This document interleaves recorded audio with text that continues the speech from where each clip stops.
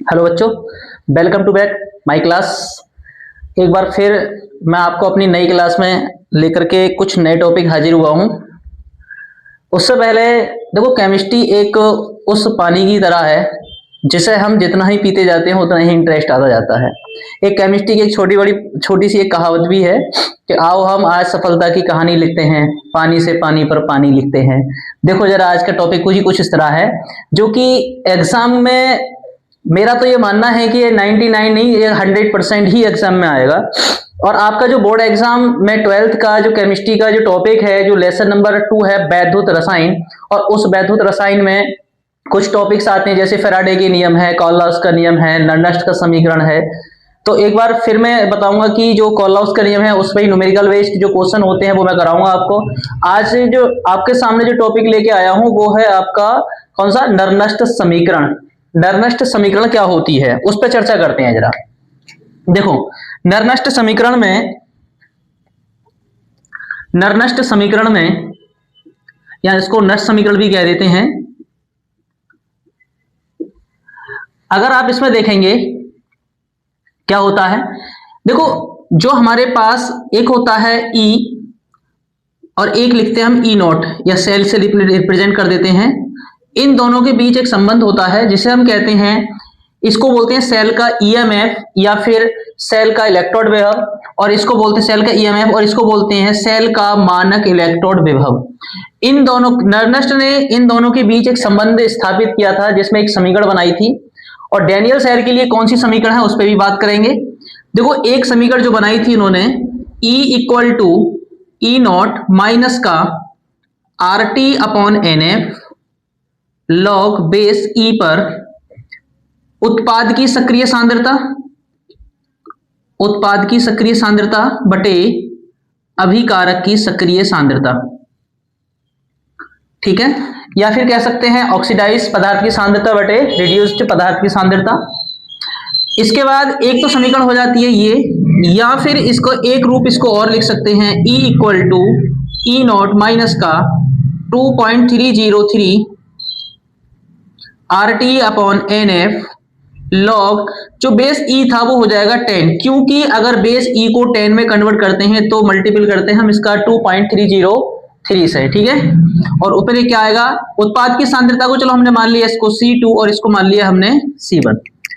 अगर यही कंडीशन मानक स्थिति में कह दे, किस पर, मानक स्थिति में कंडीशन ये होगी कि जो आपका टेम्परेचर होगा वो लगभग 25 डिग्री सेल्सियस या फिर 25 डिग्री सेल्सियस या फिर 293 कह दे, 25 डिग्री सेल्सियस पर ही बोल दो कि 25 डिग्री सेल्सियस, 273 जोड़ देंगे तो आपका 298 हो जाएगा, 298 केल्विन पर या 298 केल्विन पर। तो क्या कंडीशन होती है, देखो यहां पर हमें पता है कि F का मान भी फिक्स होता है 96500, R की वैल्यूज में हमारी फिक्स होती है। यदि अगर इन सारी वैल्यूज के मान F RT, अगर इस सारी वैल्यूज के मान को फिक्स करेंगे तो हमारे पास जो कैलकुलेशन करने का आएगा 0.0591। तो आप इस बात से बिल्कुल भी घबराए कि सर ये कैसे आया, क्या मल्टीपल, आपको कोई भी मल्टीपल करने की जरूरत नहीं है। देखो F की वैल्यूज होती है 96500, R की वैल्यूज फिक्स होती है, T की वैल्यूज फिक्स होती है, ठीक है। नहीं, इन सारी वैल्यूज को फिक्स करने के बाद हमारे पास जो वैल्यू प्राप्त होगी है, और यही वैल्यूज इसमें रखेंगे तो हमारे पास जो समीकरण प्राप्त होगी E equal to E naught minus के 0.0591 अपॉन N लॉग बेस 10 पर C2 की सांद्रता अपॉन C1 की सांद्रता, यानी कि उत्पाद की सांद्रता बटे अभिकारक की सांद्रता। तो आई होप कि इतनी बात तो समझ में आ गई होगी। तो ये आपकी है नर्नस्ट समीकरण, जहां पर देखो यहां पर इस समीकरण में जो मैंने यूज किए हैं E, यानी कि ये सेल का इलेक्ट्रोड विभव या कह सकते हैं इसका EMF, E नॉट जो रिप्रेजेंट किया है इसको बोलते हैं मानक इलेक्ट्रोड विभव, R यहाँ पर क्या होता है, स्थिरांक होता है, T टेम्परेचर, N वैलेंसी होती है यानी कि आयनों की संयोजकता बोलते हैं उसको, F क्या होता है, फैराडे कांस्टेंट होता है। क्या होता है, फैराडे कांस्टेंट, जिसकी वैल्यू होती है 96500, ठीक है। दूसरी चीज ये होती है कि अब इसके जो आपके गैल्वेनीय सेल होता है या डैनियल सेल की डैनियल सेल लेते हैं, तो डैनियल सेल में उसका जो समीकरण होता है, कौन सा समीकरण होता है, जैसे कि मान लो अगर मैं एक इलेक्ट्रोड की बात करूं, चलो मैं डायरेक्ट डैनियल सेल के लिए ही बता देता हूं। तो डैनियल सेल की जो समीकरण होती है वो समीकरण ये होती है Zn plus Cu2 plus ion is equal to Zn2 plus ion plus Cu। Daniel cell समीकरण ये होती है। अगर इस समीकरण के लिए अगर हमें नर्नस्ट समीकरण निकालनी है तो समीकरण होगी ये क्या, E cell is equal to E naught cell minus 2.303 RT upon NF log base 10 पर उत्पाद कौन है इसमें, जिंक, तो जिंक की सांद्रता बटे कॉपर की सांद्रता Cu2 प्लस आयन की सांद्रता। तो ये आपके लिए समीकरण निकल के आती है। हाँ, अगर इनके भी मान फिक्स कर दिए जाएं मानक स्थिति में तो समीकरण निकल के आएगी हमारे पास ई सेल बराबर E naught cell minus 0.0591 upon n log base 10 पर जिंक की सांद्रता अपॉन Cu2 प्लस आयन की सांद्रता। तो ये आपके लिए समीकरण बन जाती है डैनियल सेल समीकरण, जो कि बोलते हैं नर्नस्ट समीकरण। इस बेस पे आधारित आपके बहुत सारे क्वेश्चंस, आपके हर साल कुछ ना कुछ एक क्वेश्चन इसमें से मिलता ही है, हर साल आता है। तो उस पर हम इस एक सवाल करने के बाद चर्चा करेंगे कि इसके जो सवाल पूछे जाएंगे वो कौन से किस प्रकार से पूछे जाते हैं इस बेस पर। जैसे कि सवाल ये पूछा जाता है, क्वेश्चन ये होगा आपका कि दिए गए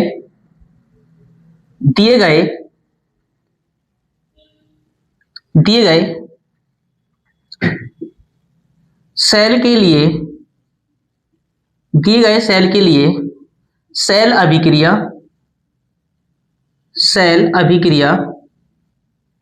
व ईएमएफ ज्ञात करो। अब कंडीशन होती है, एक सेल समीकरण दे रखी होगी, उसके लिए आपको सेल अभिक्रिया बनानी है। कैसे, रासायनिक अभिक्रिया में तुम करना है, जैसे कि मान लो ये दे रखा है Zn2 प्लस आयन और यहां पर इसकी दे रखी होगी सांद्रता 1 molar, Cu2 plus ion 1 molar और Cu, और यहां पर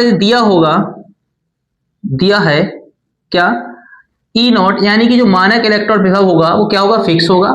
Zn के लिए कितना होगा, माइनस का 0.76 वोल्ट और ई नॉट Cu का कितना होगा, प्लस का 0.34 वोल्ट। ठीक है, तो आपको क्या करना है, ये आपके पास सवाल दिया होगा, आपको इसका सॉल्यूशन देना है कि सवाल को सॉल्व कैसे करते हैं। तो सबसे पहले आप क्या करेंगे, देखो ध्यान से सुनना, सबसे पहले इस सवाल को सॉल्व करने के लिए क्या करते हैं, आप पहले ई नॉट सेल का मान निकाल लो। ई नॉट सेल का मान, तो ई नॉट सेल का मान जब निकालते हैं तो हमेशा याद रखना ई नॉट माइनस ई नॉट, यानी कि 2 इलेक्ट्रोड इसमें जिंक और कॉपर, इसमें से क्या करते हैं, ज्यादा वैल्यू में से कम वैल्यू को घटाते हैं, यानी कि उच्च में से मिनिमम, या फिर हम क्या कहते हैं, आपका दाएं पक्ष में से बायां पक्ष घटा देते हैं। कौन सा है, कॉपर, Cu और ये जिंक, तो कॉपर में से जिंक का मान घटाएंगे, तो कॉपर के लिए मान ये है और जिंक के लिए मैं इसको आगे कर देता हूं। ई नॉट Cu का मान कितना दे रखा है, 0.34 माइनस का 0.76, तो ये दरअसल क्या होगा, माइनस माइनस प्लस हो जाएगा, तो कितना आएगा, 6 4 10 7 3 10 और 1 11, 1.10 वोल्ट। उसके बाद लिखते हैं सेल अभिक्रिया। सेल अभिक्रिया क्या होती है, देखो यहां पर इन पे गौर करेंगे तो ये जिंक आयन में कन्वर्ट हुआ है और कॉपर को कॉपर आयन में कन्वर्ट किया है। ठीक है, नहीं तो आप जैसे लिखा हुआ बस वैसे ही समीकरण को लिख देंगे, Zn is equal to Zn2 plus ion और यहां पर Cu2 plus ion is equal to Cu। अब देखेंगे जाहिर सी बात है, जिंक ने जिंक आवेश आया, यानी कि इस पे कितने इलेक्ट्रॉन गया, 2 इलेक्ट्रॉन, और यहाँ पर 2 आवेश है, बैलेंस करने के लिए कितने इलेक्ट्रॉन जोड़ेंगे सर, इसमें 2 इलेक्ट्रॉन। शर्त है कि यहाँ पर जितना इलेक्ट्रॉन जाएगा उतना ही होगा, बैलेंस होना चाहिए, और बैलेंस नहीं होता है तो करना पड़ता है। ठीक है, नहीं तो यहाँ पर होगा 2 इलेक्ट्रॉन से 2 इलेक्ट्रॉन कैंसिल आउट हो जाएगा और दोनों समीकरण को जोड़ेंगे तो क्या आएगा, Zn plus Cu2 plus ion is equal to Zn2 plus ion plus Cu। आपने इस पे चार्ज कितना दे रखा है सर, 2 चार्ज दे रखा है, तो n की वैल्यूज कितनी हो जाएगी इसमें, 2। ठीक है, अब हमें क्या निकालना है, एक आंसर तो हमारे पास ये आ गया, सेल अभिक्रिया, जिसे हम कहते हैं सेल अभिक्रिया, वो हमने ये निकाल ली। ठीक है, नहीं दूसरी चीज कि आपसे जो पूछा जाता है ई सेल का मान, तो ई सेल का मान निकालने के लिए क्या करेंगे, नर्स्ट समीकरण लगाएंगे। नर्स्ट समीकरण से क्या होती है नर्स्ट समीकरण, E cell is equal to E naught cell minus के 0.0591 अपॉन एन लॉग वेस्ट एन पर उत्पाद की सांद्रता, उत्पाद कौन है? जिंक, जिंक की सांद्रता बटे अभिकारक यानी कि कॉपर की सांद्रता, कॉपर आयन बोलते इसको। अब क्या करेंगे, यहां पर इनके मान लगाओ और ई नॉट सेल का मान हमें निकालना है। किसका निकालना है? हमें ई सेल फाइंड करना, सॉरी ई सेल हमें फाइंड करना है। देखो जरा क्या होता है, E cell is equal to E naught cell की वैल्यूज दे रखी है कितना 1.10 volt minus 0.0591 upon n, n की वैल्यू 2 लॉग वेस्ट एन पर। क्योंकि सर जिंक की और कॉपर की सांद्रताएं कहां दे रखी हैं? ये दे रखी है 1 मोलर जिंक के लिए और 1 मोलर कॉपर के लिए, तो इनकी क्या होगा 1/1, 1 से 1 कटेगा 1 ही रहेगा ये। तो जब ये 1 रहेगा तो इसका मतलब ये है कि log 1, और हम जानते हैं क्या log बेस 10 पर 1 की वैल्यूज होती है 0। जब ये वैल्यू 0 तो ये टोटल वैल्यूज कितनी हो जाएगी? 0 हो जाएगी। इसलिए ई सेल की वैल्यूज क्या होगी हमारे पास 1.10 वोल्ट। अब यहां से मैं आपको एक थोड़ी सी ट्रिक बता देता हूं, क्या क्लियर है? कोई दिक्कत तो नहीं पूरे सवाल में, यहाँ पर होनी भी नहीं चाहिए वैसे तो। इसमें सारी चीज एक बार रिपीट कर देता हूं। समीकरण पहले आप जो निकालेंगे ई नॉट सेल निकालेंगे तो आप इन दोनों का अंतर निकालेंगे, ज्यादा वैल्यू में से कम वैल्यू घटा करके, क्लियर है? दूसरी चीज जो निकल के आएगा मान, ये आपका कहलाएगा मानक इलेक्ट्रोड विभव सेल का। उसके बाद हम लिखते हैं सेल अभिक्रिया, जैसे ये लिखी हुई है वैसे ही हम इसको लिखते हैं। Zn2 प्लस में गया है और कॉपर आयन कॉपर में गया है, लिख दिया। लेफ्ट का लेफ्ट जोड़ देते हैं, राइट का राइट जोड़ देते हैं। मगर हाँ ये ध्यान रखना है कि इसमें इलेक्ट्रॉन कितना जा रहा है, इसमें कितना इलेक्ट्रॉन आ रहा है, इस इलेक्ट्रॉन को हम बराबर करते हैं। मान लो यहाँ पर 1 होता, यहाँ 2 होते, तो इस पूरी समीकरण को हम क्या करते हैं 2 से मल्टीपल करते हैं, ठीक है। दूसरी चीज ये होती है कि यहां से कितने इलेक्ट्रॉन्स का आवागमन हुआ, यानी कि वैलेंसी का एक्सचेंज कितने का हुआ, कितने का हुआ 2 का, यानी कि n की वैल्यूज यहाँ पर कितनी होगी 2 होगी। आई होप इतनी क्लियर हो गई होगा। उसके बाद हम करते हैं, हम ई सेल निकालना है, ई हमें पूछा है, यानी कि हमें जो फाइंड करना है वो ई सेल फाइंड करना है। तो ई सेल फाइंड करने के लिए हमने क्या करेंगे, नर्स समीकरण लगाएंगे, और जैसे ही नर्स समीकरण लगाएंगे तो इसमें देखो हमारे पास ई नॉट सेल की वैल्यूज दे रखी है और एन की वैल्यूज दे रखी है, और ये दोनों की सांद्रता हमारे पास ये दे रखी है, ये हमने लगा दिया। देखो एक बात ध्यान रखना, हमेशा log 1 की वैल्यू क्या होती है 0 होती है, कोई दिक्कत नहीं है इसमें। हमेशा यहाँ पर अभिकारक जिंक कॉपर कुछ भी हो, अगर यहाँ पर सांद्रताएं 1 दे रखी हो, कितनी दे रखी हो 1, दोनों में 1, यानी कि समान नहीं 1 दे रखी हो। समान पे तो कुछ अपवाद सामने भी आ जाएंगे, मगर 1 पे कोई अपवाद सामने नहीं आएगा। तो इतना याद रखेंगे कि अगर यहाँ पर 1 दे रखा है तो 1 वैल्यू देने पर हमेशा ये log 0 ही होगा। जब ये 0 होगा तो सर हमारे पास सिर्फ ई सेल और ई नॉट सेल बचेंगे। क्या बचेंगे? E naught cell. तो यानी कि E cell E naught cell के बराबर होगा, यानी जो ई नॉट सेल का मान था वही ई सेल का मान निकल के आया।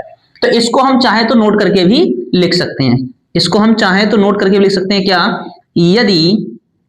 यदि अभिकारक व उत्पाद की, यदि अभिकारक व उत्पाद की सक्रिय सांद्रता, सक्रिय सांद्रण कह दो या सक्रिय सांद्रता कह दो, सक्रिय सांद्रता क्या हो 1 मोलर हो, दोनों की हो, तो कंडीशन क्या होगी ई सेल बराबर हो जाएगा किसके? ई नॉट सेल के। ये अगर ऑब्जेक्टिव भी दे दे तो इसको हम बहुत बिल्कुल तरीके से कर देंगे। देखो दोबारा सुन लो, दोनों 1 हो जाएंगे तो ये 0 हो जाएगा, ये 0 तो टोटल वैल्यू 0, टोटल वैल्यू 0 तो सिर्फ ये इसके बराबर ही बचेगा। क्लियर है? यहां से इसको हम समझ सकते हैं। तो आई होप नेक्स्ट समीकरण को मैंने आपको समझाया तो ये चीज आपकी क्लियर हो गई होगी, ठीक है। न्यूमेरिकल मैंने कराया, इसके और भी न्यूमेरिकल्स देख लेते हैं, ठीक है। चलो आज हम इसको इतना ही रहने देते हैं, बाकी न्यूमेरिकल्स इसके जो भी होंगे मैं आपको किसी और क्लास में अटैच करूंगा, नेक्स्ट क्लास में अटैच करूंगा, ठीक है। आज के इतना ही रहने दो, आप इसको कंटेस्ट करो, नर्नर समीकरण को याद करो और इस सवाल को हमेशा तैयार करो, और ये सवाल आपको पेपर में मिलेगा, ये ध्यान रखना, ठीक है। तो मिलते हैं नेक्स्ट वीडियो में।